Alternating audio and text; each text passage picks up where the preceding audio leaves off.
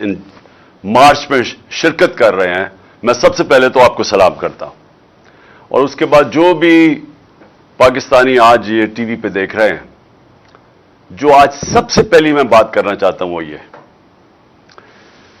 कि जब तहरीक इंसाफ की हुकूमत हटाई गई थी अप्रैल के अंदर, 9-10 अप्रैल को, तो जो पाकिस्तान का बैरून मुल्क से कर्जे लेने का जो रिस्क होती है, यानी अगर आपको बाहर के लोग कर्जे देते हैं, बैंक्स कर्जे देते हैं, तो वो कर्जों की जो रिस्क होती है कि कर्जा वापस नहीं होगा, वो 5% थी।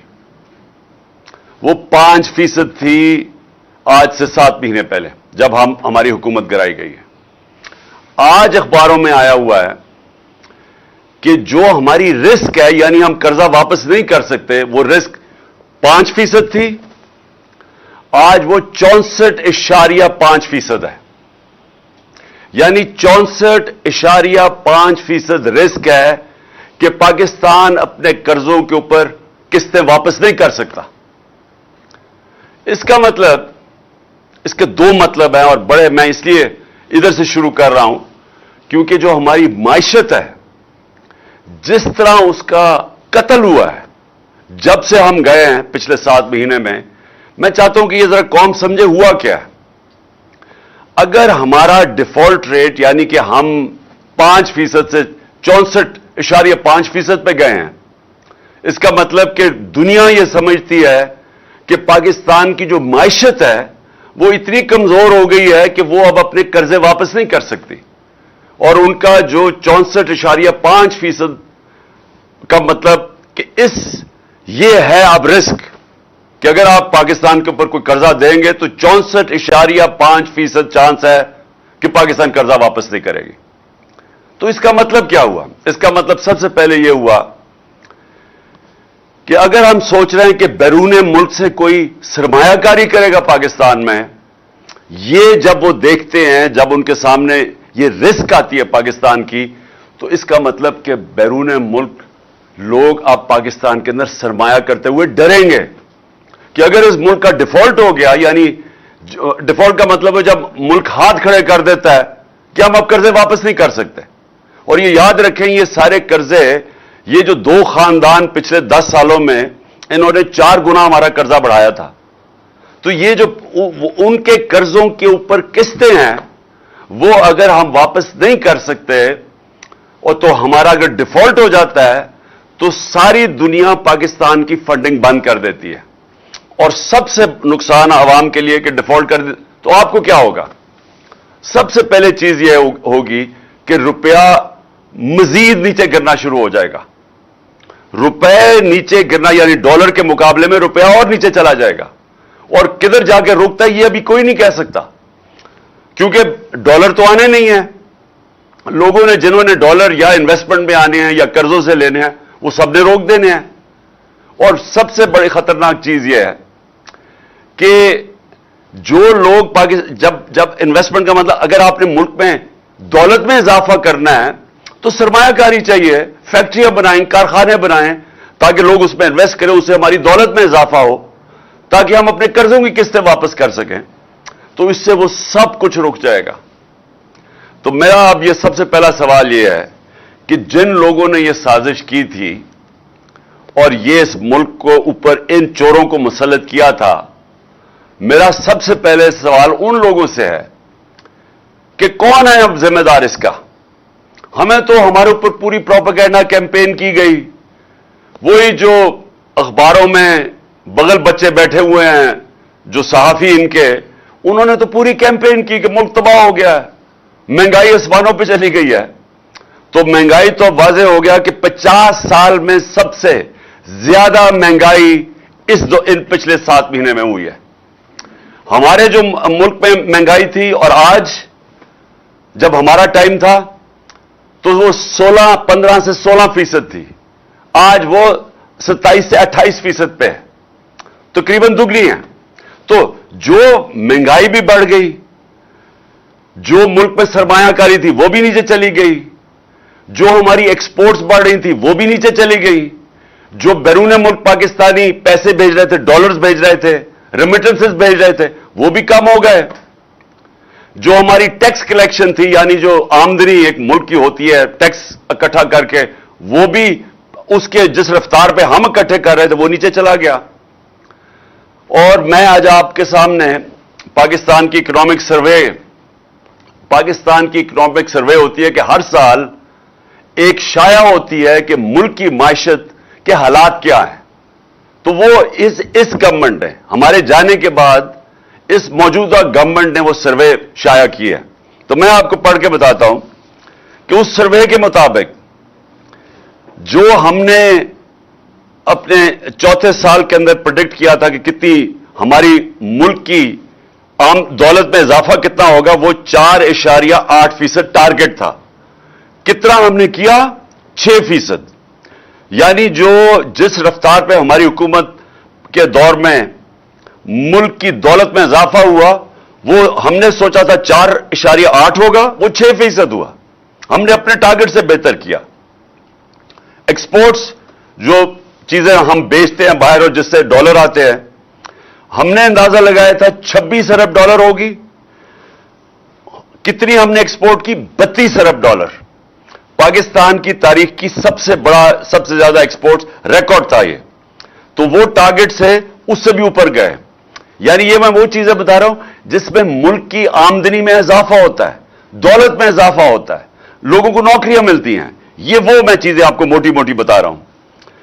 ہمارا جو زراعت تھا، ہم نے ٹارگٹ کیا تھا کہ زراعت میں جو اضافہ ہوگا وہ 3.5% تھا، اور کتنا اضافہ ہوا؟ 4.4%. کچھ 17 سال کے بعد سب سے زیادہ تیزی سے ہماری زراعت بڑھی تھی. پھر انڈسٹری جو روزگار دیتی ہے، اصل میں انڈسٹری، جب تک انڈسٹری ملک میں بڑھتی نہیں ہے تو اصل میں تو ملک کی دولت میں اضافہ نہیں ہوتا، ملک اوپر نہیں جا سکتا. تو ہم نے ٹارگٹ سیٹ کیا تھا 6.6%، آخری سال کی بات کر رہا ہوں. اور ہوا کتنی؟ انڈسٹری کتنی تیزی سے بڑھی؟ 9.8%. اپنے ٹارگٹ سے اوپر گئے ہم. سروسز سیکٹر، اور اس کے اندر آئی ٹی بھی ملا لیں، تو سروسز میں 4.7% ٹارگٹ سیٹ کیا. 6.2% پہ ہمارے گروتھ ہوئی سروسز میں. اور آئی ٹی جو کہ مستقبل ہے، ٹیکنالوجی، اس میں 26.9% ہمارا بڑھا. یعنی جو فیوچر پہ سب سے جو ہم نے زور لگایا کہ ہماری آئی ٹی جو فیوچر ہے اس میں ریکارڈ اضافہ ہوا. اور بجلی کی، اچھا یہ سمجھنے کی بات ہے کہ جو بجلی ہے، اگر انہوں نے جو ہمارے پہلے یہی نون لیگ کی حکومت تھی، انہوں نے جو کانٹریکٹ سائن کیے ہوئے ہیں بجلی کے، جو کمپنی سے کانٹریکٹ سائن کیے ہیں، چاہے ہم بجلی خریدیں یا نہ خریدیں ہمیں پیسے دینے پڑتے ہیں. جو بجلی گھر سے انہوں نے کانٹریکٹ سائن کیے ہیں، اگر ہم جتنی مرضی، اگر ہم بجلی کم بھی استعمال کرتے ہیں پیسہ پورا دینا پڑتا ہے. تو اس کے لیے ہم نے کیا کوشش کی کہ انہوں نے جو کانٹریکٹ سائن کیا انہوں نے اضافی بجلی بنا دی. ہمارے پاس اس وقت جب ہماری حکومت آئی تو ہم اس کو استعمال ہی نہیں کر سکتے تھے کیونکہ کیپیسٹی نہیں تھی. تو ہم نے کوشش کی کہ بجلی کی کنزمپشن بڑھے، انڈسٹری کو ہم نے انسینٹیوز دیے. تو ہمارے دور میں جو بجلی کی کنزمپشن بڑھی وہ 20.9%. تو یہ میں اس لیے آپ کو بتا رہا ہوں کہ معیشت تو ہماری بڑھ رہی تھی، ملک ترقی کر رہا تھا. اور یہ پاکستان کی اکنامک سروے کہہ رہی ہے، یہ جو ان کے دور میں پبلش ہوئی ہے، تو وہ جو ہر سال پبلش ہوتی ہے اس کے مطابق ملک تو ترقی کر رہا تھا. تو پھر یہ جو سازش کے تحت ان کو اوپر بٹھایا گیا اور ہمیں یہ کہا گیا کہ وہ بہت کوئی شہباز شریف کوئی جینیس ہے، اس سے کوئی قابل آدمی کوئی نہیں ہے، اس کو اوپر آگے بٹھا دیا. اور اس کے بعد وہ جو بھاگا ہوا تھا ملک سے، بھاگے ہوئے تو سارے ہی تھے، تو اس کو خاص طور پہ لے کے اسحاق ڈار کو، اس نے آگے کہا کہ میں موڈیز کو ٹھیک کر دوں گا. اس کے بعد وہ گم ہی ہو گیا. اور یہ جو آج آپ کو میں بتا رہا ہوں کہ اگر اس کا مطلب دنیا پاکستان کیا دیکھ رہی ہے، ہم نہیں کیسے کہہ رہے. میں نے ویسے 6 مہینے پہلے اپنی قوم کو بتا دیا تھا کہ جو 30 سال دونوں حکومتیں مل کے کرتے رہے ہیں، اور ان کے 30 سال میں ہندوستان بھی آگے نکلا ہمارے سے، بنگلہ دیش بھی ہمارے سے آگے نکلا. ہم 90 کی دہائی تک پاکستان ان دونوں سے آگے تھا.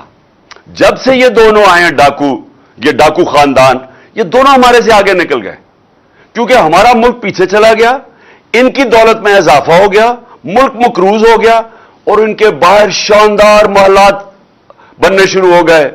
جب سے نواز شریف پرائم منسٹر بنا، وہ لندن کے سب سے مہنگے علاقے میں بڑے ان کے پاس 4 فلیٹ آ گئے، اور ان کے بیٹوں کی بڑی پراپرٹیز آ گئی. تو یہ تو امیر ہو گئے، قوم مقروض ہو گئی. ان کو واپس مسلط کیا، اور میں نے تب کہا کہ ان سے نہیں سنبھالا جائے گا. میں نے اسٹیبلشمنٹ کو سمجھایا، ہینڈلرز کو سمجھایا کہ یہ اگر آپ نے سازش کامیاب ہونے دی، یہ ملک نہیں سنبھال سکتے. اور میں نے جب 6 مہینے پہلے کہا تھا کہ خدا نہ خواستہ اگر پاکستان ڈیفالٹ کرتا ہے، یعنی قرضے نہیں واپس کر سکتا، تو پاکستان کو پھر کون بیل آؤٹ کرے گا. اور میں نے تب یہ کہا تھا، جب انہوں نے کہا کہ اس کو غدار، مجھے غدار کہہ رہے تھے، تب انہوں نے کہا مجھے کہ اس کے اوپر غداری کے کیس بناؤ، کہ یہ کہہ رہے ہیں کہ اگر پاکستان ڈیفالٹ کرتا ہے تو جو بھی ہمیں نکالے گا اس میں سے وہ قیمت مانگے گا. مفت کچھ نہیں ہوتا. وہ امریکن کہتے ہیں دیر از نو فری لنچ، کوئی مفت میں مدد نہیں کرے گا. اور جو وہ قیمت ہمارے سے مانگیں گے، میں آج پھر اپنی قوم کے سامنے کہہ رہا ہوں کہ وہ ہمارا جو ہماری نیشنل سیکیورٹی کا سب سے بڑا اثاثہ ہے، اس کے پیچھے جائیں گے وہ. اور یہ میں نے 6 مہینے پہلے کہا تھا اپنی قوم کو. اور آج جدھر ہم اب کھڑے ہیں، یہ جب سے چور اوپر بیٹھے ہیں، یہ ہمیں ادھر ہی لے کے جا رہے ہیں. لیکن وہ نواز شریف کو کوئی فرق نہیں پڑے گا کہ اگر ہم اپنی نیشنل سیکیورٹی پہ کمپرومائز کر دیں، کیونکہ اس کا تو پیسے باہر پڑے ہوئے ہیں. وہ تو جب موقع ملتا ہے باہر بھاگ جاتا ہے. جب وہ پرائم منسٹر تھا، اس نے 23 نجی دورے کیے لندن کے. میں پرائم منسٹر تھا 3.5 سال، میرے تو بچے باہر تھے، میں تو 1 دفعہ بھی نہیں کیا، حالانکہ 2 دفعہ مجھے دعوت ملی انگلینڈ آنے کی. کیونکہ میں ہمیشہ سوچتا تھا کہ میں تب باہر جاؤں، ہمارا ملک غریب ہے، ہم مقروض ہیں، میں کیوں ملک کا پیسہ خرچ کروں جب تک کہ میرے ملک کو میرے دورے سے فائدہ نہیں ہوگا. یہ سرکاری خرچے کے اوپر پرائیویٹ دورے کیے اس نے لندن کے. 23 دفعہ یہ لندن گیا. زرداری 50 دفعہ دبئی گیا نجی دوروں پہ. اور یہ لندن کیا کرنے جاتا تھا؟ پیسے وہاں ہیں، دولت وہاں ہے، بزنس وہاں ہے، بیٹوں کو وہاں بسا دیا ہے، برطانیہ کے وہ شہری بن گئے ہیں، وہ آرام سے وہاں بیٹھے ہیں. جس کے اوپر کرپشن کیس ہوتا ہے وہ وہاں بھاگ جاتا ہے. اسحاق ڈار باہر بھاگ گیا ہے، اس کے بیٹے باہر ہیں. شہباز، یہ حمزہ جو سلمان شہباز ہے، اس کو جب ایف آئی اے کا کیس رمضان شوگر مل لیا، جس میں مقصود چپڑاسی کے پاس پیسہ آ گیا تھا، اس کے اوپر ہاتھ جانے لگا، یہ باہر بھاگ گیا. باہر بھاگ جاتے ہیں جب ان کو خطرہ ہوتا ہے، پھر ڈیل کرتے ہیں، وہاں بیٹھ کے ڈیلنگ کرتے ہیں. پھر ڈیل کر کے جب ان کو پتا ہوتا ہے کہ ہاں جی ہمیں گرین سگنل مل گیا، پھر واپس آ جاتے ہیں.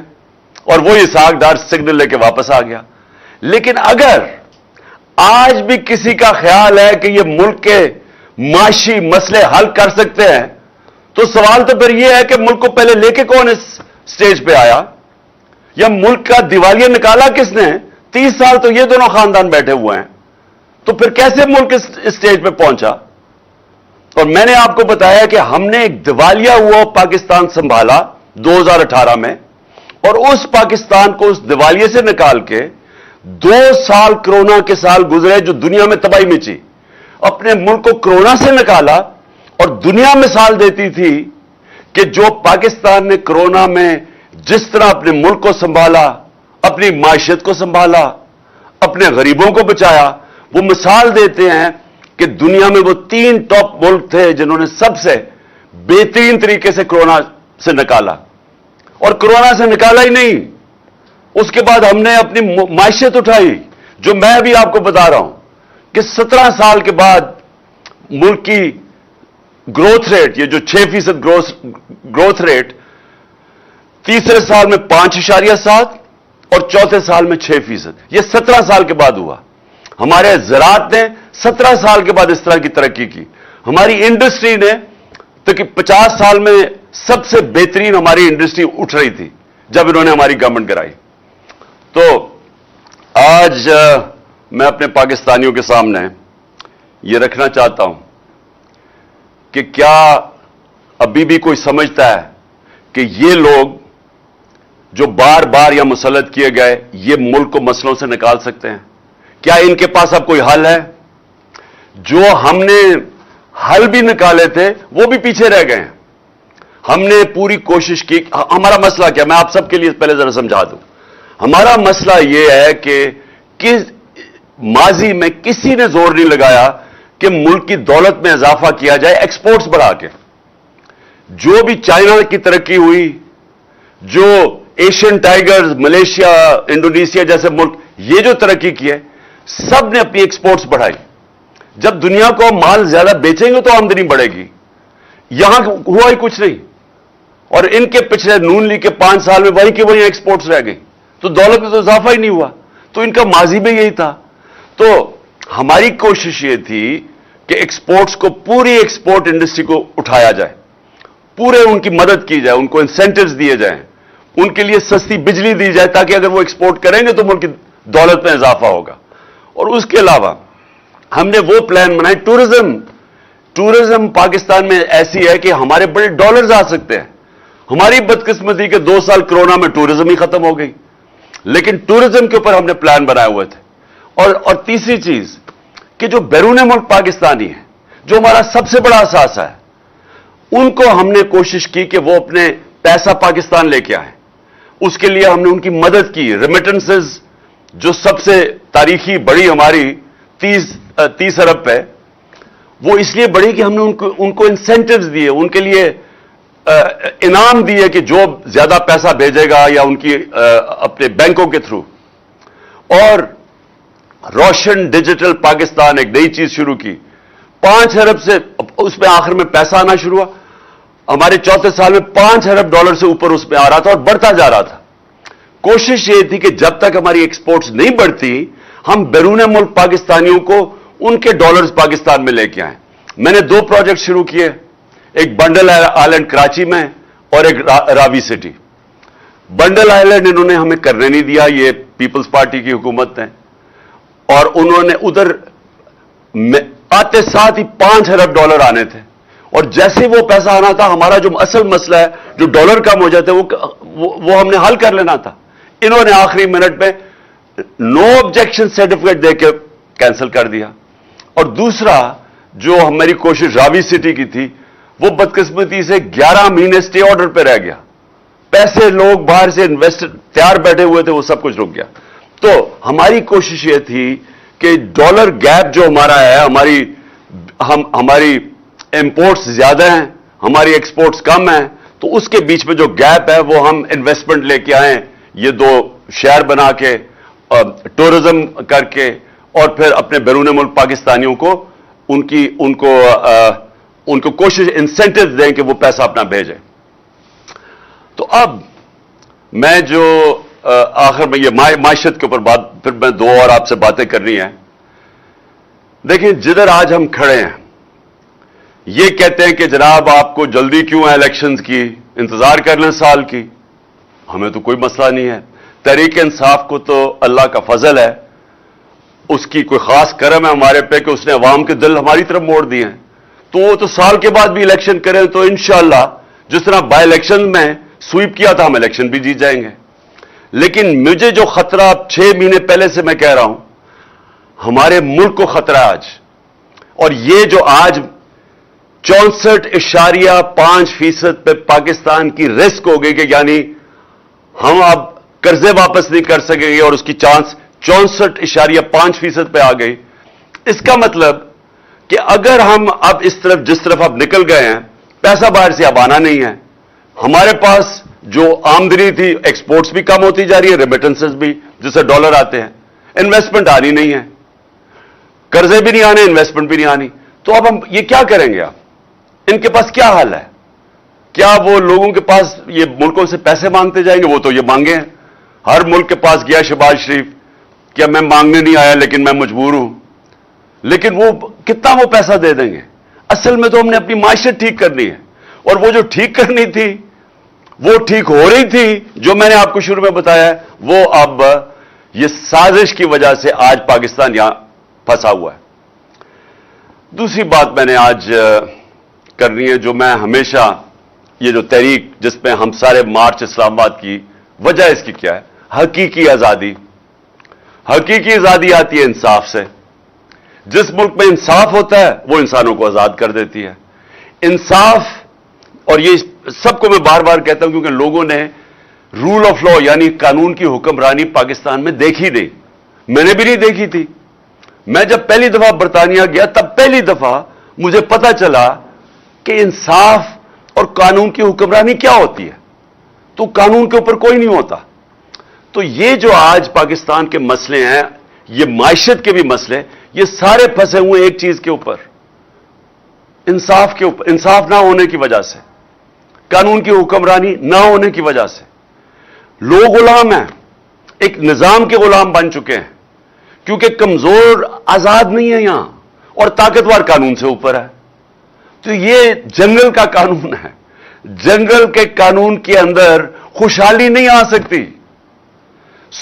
ये जो मैं आपको माइशत के बताया है, ये असल में हमारी मुल्क में खुशहाली, माइशत तब ठीक होगी जब हम अपने इंसाफ का निजाम ठीक करेंगे।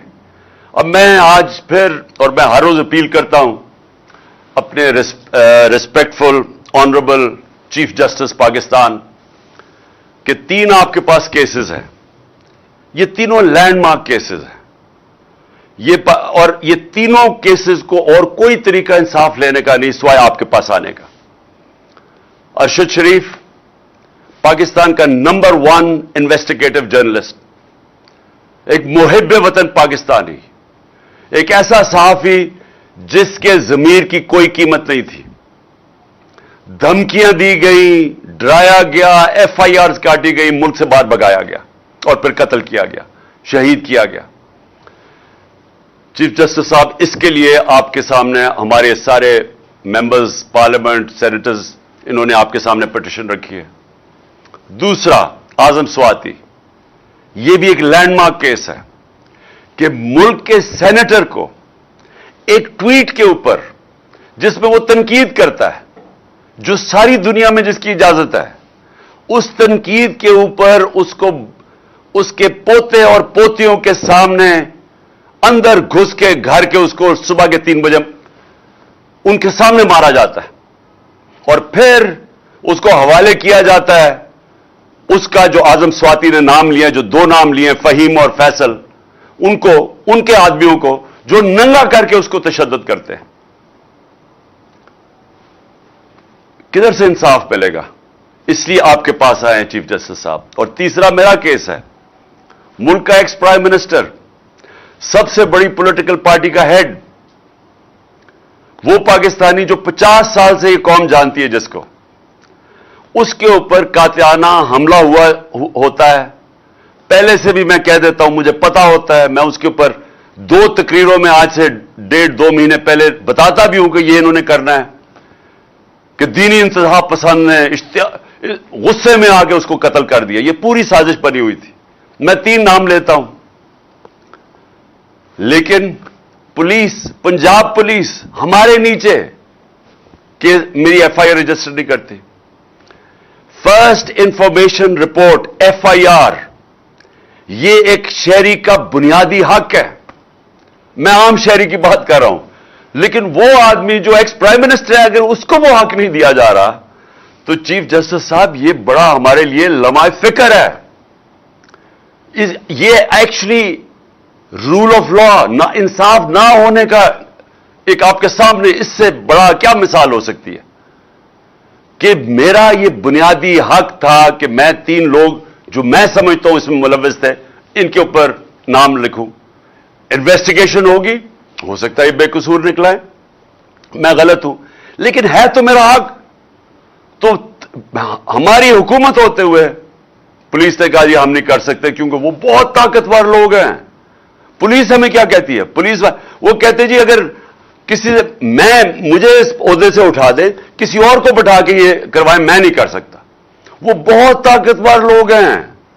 تو یہی تو میں کہہ رہا ہوں کہ طاقتور کے لیے ایک قانون, کمزور کے لیے دوسرا. میں بار بار لوگوں کو وہ نبی صلی اللہ علیہ وسلم کی حدیث اس لیے بتاتا ہوں کہ تمہارے سے پہلے بڑی قومیں تباہ ہوئی. جب طاقتور جرم کرتا تھا اس کو نہیں پکڑتے تھے, جو کمزور جرم کرتا تھا اس کو سزا ملتی تھی. یہ ہے آج ہماری تباہی کا باعث. اگر ایک چیز ہماری تباہی کا سبب ہے وہ یہ ہے, اور یہ ہم تین لوگ ہیں. وہ تو اور اس لیے چیف جسٹس صاحب آپ کی طرف ہم دیکھ رہے ہیں کیونکہ ہمیں اور کہیں امید نہیں ہے. اور میں اس کے ساتھ ساتھ ایک اور چیز کہنا چاہتا ہوں. الیکشن کمیشن نے کنٹمپٹ ہمارے اوپر کیا, میرے پہ, لوگوں پہ. ہم 1.5 سال گورنمنٹ میں ہوتے ہوئے کہتے جا رہے ہیں کہ الیکشن کمشنر ایک ایجنڈا پہ ہے. یہ نہ تو صرف نون لیگ کے بڑا قریب ہے, اس کے ہینڈلرز بھی اس کو کنٹرول کر رہے ہیں اور یہ ہمیں ٹارگٹ کر رہا ہے. 8 اس نے ہمارے خلاف فیصلے دیے, 8 دفعہ ہم عدالت میں گئے, 8 دفعہ عدالت نے ان کو رد کیا. اس کا مطلب اس کے فیصلے غلط تھے. اس کے اوپر الیکشن کمشنر یہ سکندر سلطان اور جو کراچی سے الیکشن کمیشن کا ممبر ہے, ان کے اوپر ہم عدالت میں گئے ہوئے ہیں, سپریم کورٹ میں گئے ہوئے ہیں. جو کراچی کا الیکشن کمشنر ہے یہ سندھ گورنمنٹ کی تنخواہ دار ہے, یہ آزاد کیسے ہے؟ اس کے اوپر ہم میرے خیال میں سپریم جوڈیشل کاؤنسل میں گئے ہوئے ہیں. اور یہ جو سکندر سلطان ہے, ہم نے اس کے اوپر بار بار کہتے رہے ہیں کہ یہ آدمی غیر جانبدار نہیں ہے, اور ہمیں عدالت واپس اس کے پاس بھیج دیتی ہے.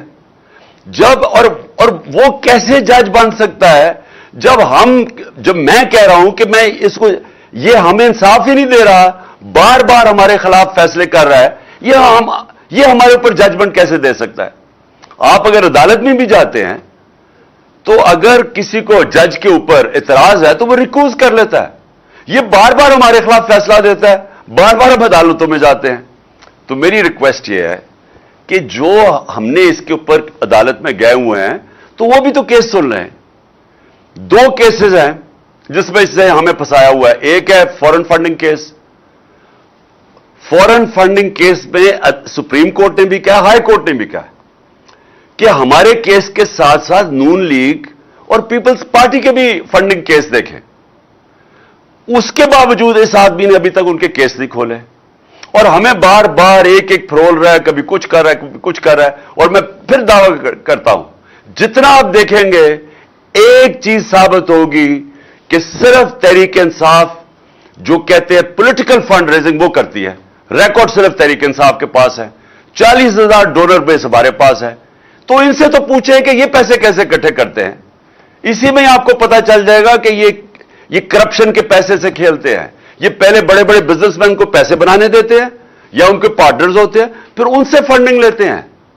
تو یہ ان کی فنڈنگ تو ہے ہی لیگل, یہ بتا ہی نہیں سکتے کدھر سے پیسہ آیا. ان کا کیس نہیں سن رہا اور ہمیں اس نے لٹکایا ہوا ہے اتنے سالوں سے. تو ایک تو فنڈنگ کیس اور دوسرا توشہ خانہ. توشہ خانہ کا کیس اس نے فیصلہ کر دیا کہ جی عمران خان کو ڈسکوالیفائی کرو. عدالت میں تو پھر بھی ہم چلے گئے ہیں, اور میں گارنٹی کرتا ہوں, میں لکھ کے دیتا ہوں کہ جتنا آپ دیکھیں گے عمران خان, یہ ثابت ہوگا کوئی غیر قانونی چیز نہیں کی. لیکن جنہوں نے غیر قانونی چیز کی اور نیب میں 10 سال سے کیس ہے, ان کے کیس کیوں نہیں سنتا؟ آصف زرداری, یوسف رضا گیلانی اور نواز شریف. یوسف رضا گیلانی نے مدد کی ان کی. ان دونوں نے غیر قانونی طور پہ 4 گاڑیاں نکالی توشہ خانہ سے. مجھے بھی گاڑی ملی تھی. گاڑی آپ نہیں لے سکتے توشہ خانہ سے, وہ غیر قانونی ہے. انہوں نے 4 مہنگی گاڑیاں لی, نیب میں کیس پڑا ہوا ہے. یہ الیکشن کمیشن کو کیوں نہیں سمجھا, کیوں نہیں وہ کیس اٹھا رہا؟ دیکھیں, الیکشن کمیشن غیر جانبدار ہوتا ہے, یہ غیر جانبدار نہیں ہے. तो प्लीज हमारे केस सुने जो हमने सुप्रीम कोर्ट में इसके खिलाफ किए हुए हैं। मैं रिक्वेस्ट करूंगा, क्योंकि उससे एक इंसाफ के निजाम में हमें इत्मीनान होगा हम सबको। और आखिर में मैं अपने सारे पाकिस्तानियों से, मैं फिर ये जो ड्रामा हो रहा है सारे मुल्क के सामने कि एक मफरूर, सजा याफ्ता, झूठा और दूसरी दफा झूठ बोल के भागा हुआ जो लंदन में बैठा हुआ है, मैं ये आज सारी कौम से पूछता हूं कि ये कैसे इस मुल्क के फैसले कर सकता है? कैसे एक कौम इजाजत दे सकती है इस आदमी को कि हमारे फैसले करे? और कौन सा फैसला करे जो हमारी नेशनल सिक्योरिटी का सबसे अहम फैसला है? और इसका माजी देख लें, इसने आज तक मेरिट का इसका मतलब भी नहीं पता। यह फैसले करता है कि इसके मुफादात के अंदर वो इसके मुफादात को आगे कैसे ले जा सकते हैं। यह फैसले करता है कि इसकी बिजनेस को कैसे गैर कानूनी तौर पर फायदा हो सकता है। एफबीआर में कौन होगा जो इनकी मदद करेगा? पुलिस में कौन होगा जो इनके मुखालिफ के खिलाफ जुल्म करेगा? इनकी कभी पाकिस्तान में मेरिट के ऊपर फैसले नहीं हुए। 1993 के अंदर लाहौर हाई कोर्ट के अंदर केस हुआ। Chief justice Lahore high court ने पूछा उस वक्त के आईजी अब्बास खान से कि क्यों पंजाब पुलिस में इतनी करप्शन है। यह 93 की बात है। आईजी अब्बास खान ने कहा कि नवाज शरीफ के दौर के अंदर पंजाब पुलिस के अंदर पैसे लेके पुलिस वालों को भर्ती किया गया है। और फिर उसने कहा कि कई लोगों को भर्ती किया जो मुजरिम थे, जो जुराइम पेशा लोग थे, उनको पुलिस में भर्ती किया गया। यह 93 की बात है। तो इससे हम ये आज उम्मीद लगा के बैठे हुए हैं कि यह दयानतदारी से पाकिस्तान की अहम फैसला करेगा। मैं तो आईनी तौर पे तो खैर शहबाज शरीफ वो ही करेगा जो नवाज शरीफ कहेगा, तो आईनी तौर पे तो शहबाज शरीफ कर सकता है, लेकिन क्या इखलाकी तौर पे ये होना चाहिए? देखिए, जमहूरियत डंडे के जोर से नहीं चलती, जमहूरियत बंदूकों के जोर पे नहीं चलती, जमहूरियत इखलाकियात पे चलती है। इसलिए बरतानिया का प्राइम मिनिस्टर जब वो भारी अक्सरियत से डेविड कैमरॉन जीतता है इलेक्शन, तो वो रेफरेंडम जब हारता है उसको कोई जरूरत नहीं थी इस्तीफा देने की, वो इस्तीफा दे देता है कि जी मेरे पास इखलाकी कुव्वत खत्म हो गई है। तो इखलाकियात के ऊपर, क्योंकि हमने बरतानिया से ली हुई है जमहूरियत, उसकी बुनियाद इखलाकियात के ऊपर रखी हुई है। एक उनका प्राइम मिनिस्टर झूठ बोलते हुए पकड़ा जाता है, वो रिजाइन कर देता है कि मेरी वो इखलाकी, मेरे पास वो ताकत नहीं है हुकूमत करने के लिए। तो यहां एक मफरूर जो पाकिस्तान के 5 मेंबर सुप्रीम कोर्ट ने उसको सजा याफ्ता करवाया, जो झूठ बोल के मुल्क से बाहर भागा है, वो आज हमारा फैसला कर रहा है। क्या ये मुल्क की सिर्फ ये नहीं कि ये मेरिट पे फैसला नहीं करेगा, और मेरिट के ऊपर ही जब इदारों में फैसले होते हैं तब ये इदारे ऊपर आते हैं। मेरिट, इदारों को तबाह करना हो, मेरिट खत्म कर दो। तो दुनिया में मेरिट की वजह से इदारे मजबूत होते हैं। तो ये एक तो मेरिट पे नहीं फैसला करेगा, और दूसरी ये सारी कौम का हमारी इखलाकियात का मजाक उड़ रहा है कि हम और नीचे गिर रहे हैं। पहले चोरों को ऊपर मुसल्लत कर दिया, चोरों ने अपने केसेस सारे खत्म कर दिए। आहिस्ता आहिस्ता शहबाज शरीफ के 4 गवाह मर गए आते साथ ही, जो 16 अरब एफआईए के केस में थे। उसके बाद इन्वेस्टिगेटर वो बेचारा डॉक्टर रिजवान भी मर गया, किसी ने पूछा ही नहीं किसी को कि ये क्या हो रहा है कि लोग एकदम आते साथ ही मर गए हैं। वही राना सनाउल्लाह और शहबाज शरीफ ने जो मॉडल टाउन के अंदर दिन दिहाड़े टीवी के ऊपर लोगों की कत्लेआम की, उनको कोई पूछता नहीं है। और फिर यही वो लोग वापस आके केसेस भी अपने खत्म करवाते हैं, हर किस्म का जुल्म करते हैं पाकिस्तान पे, सहाफियों के ऊपर जुल्म करते हैं, इस मुल्क के मीडिया के ऊपर क्लैम डाउन कर देते हैं। और फिर एक ही कोशिश है कि झूठे केसेस करके तो किसी तरह इमरान खान को निकाला जाए। और मैं अभी आपको बता रहा हूं कि नवाज शरीफ सिर्फ जिसको भी यह फैसला करेगा ना कि आर्मी चीफ बनेगा, ये उससे एक चीज मांगेगा। ये मैं, क्योंकि मैं इसको 40 साल से जानता हूं, मैं इसको आपसे नहीं, मैं ये जब जमखाना में اپنے امپائر کھڑے کر کے میچ کھیلتا تھا. میں تب سے جانتا ہوں اس کو. یہ ایک چیز مانگے گا کہ تم نے کسی نہ کسی طرح عمران خان کو ڈسکوالیفائی کروانا ہے, تم نے اس کی پارٹی کے اوپر زور ڈالنا ہے اور میرے کیسز ختم کرنے ہیں. میں آج اب اس کو اور کوئی فکر نہیں ہے کہ یہ اس نے کوشش کرنی ہے کہ راستے سے کسی طرح عمران خان کو ہٹایا جائے, کیونکہ ہے بڑا بزدل آدمی, الیکشن سے بھاگ رہا ہے, ملک کو داؤ پہ رکھوایا ہوا ہے. الیکشن کے بغیر ملک آگے نہیں بڑھ سکتا. یہ الیکشن اس لیے نہیں کروایا کیونکہ اسے ہار جانا ہے, اور صرف اپنی ذات کے لیے سارا ملک آج جدھر کھڑا ہے اور جس طرف جا رہا ہے, اور جس سے میں نے شروع کی تھی آج کی تقریر کہ جب ایک ملک کا رسک فیکٹر قرضے واپس کرنے کا جب وہ رسک 64.5 پہ پہنچ جائے, کوئی دنیا اس کو پیسے نہیں دیتی. ادھر کوئی انویسٹر نہیں آتا اس ملک میں. اس ملک میں سے بلکہ اپنے لوگ ڈالر خریدنے شروع ہو جاتے ہیں کیونکہ ان کو خوف آ جاتا ہے کہ اکانومی تو آگے نہیں بڑھے گی. وہ ملک معاشی طور پہ تباہ ہو جاتا ہے. اور انہوں نے 7 مہینے میں نے شروع میں آپ کو بتایا کہ اکنامک سروے بتا رہا ہے پاکستان کا کہ 17 سال کے بعد گورنمنٹ کی بہترین پرفارمنس تھی. ان کا اکنامک سروے, ہمارا نہیں, ان کے دور میں جو شائع ہوا اکنامک سروے کہہ رہا ہے کہ یہ 17 سال میں بہترین پرفارمنس تھی, اور ادھر سے انہوں نے لا کے ملک کو ڈیفالٹ پہ کھڑا کر دیا ہے. اور آج یہ صرف اس سے الیکشن جو بچا سکتا ہے وہ نہیں کروانا چاہتا کیونکہ اس کو ڈر ہے کہ عمران خان جیت جائے گا, اور ہے بڑا بزدل آدمی, کرپٹ آدمی ہوتے ہی بزدل ہے, اس لیے اس نے الیکشن نہیں کروانا, اور اس لیے ملک کی تقدیر سے یہ کھیل رہا ہے. اور آج آپ کی جو ہماری مارچ ہے اس کا مقصد ہی یہ ہے کہ ہم اس ملک کو آزاد کرنا چاہتے ہیں ان چوروں سے, انصاف کے ذریعے انصاف کرنا چاہتے ہیں, آزاد کرنا چاہتے ہیں. اور اگر انصاف ہوتا یہ سارے آج جیلوں میں ہوتے, کبھی بھی نہ ہوتا کہ اس طرح کے لوگ آج ملک کی مستقبل سے کھیل رہے ہوتے. اور انشاءاللہ ہماری جو یہ مارچ ہے جب یہ پنڈی پہنچے گی اور عوام آئے گی پنڈی میں, تو سب کو ایک پیغام چلا جائے گا کہ باشعور قوم ہے, یہ اب ان چوروں کی غلامی نہیں کرنے لگی. پاکستان زندہ باد. یہ جو امپورٹنٹ سرکار ہے گھس بیٹھی ہے جو گھس کر بیٹھ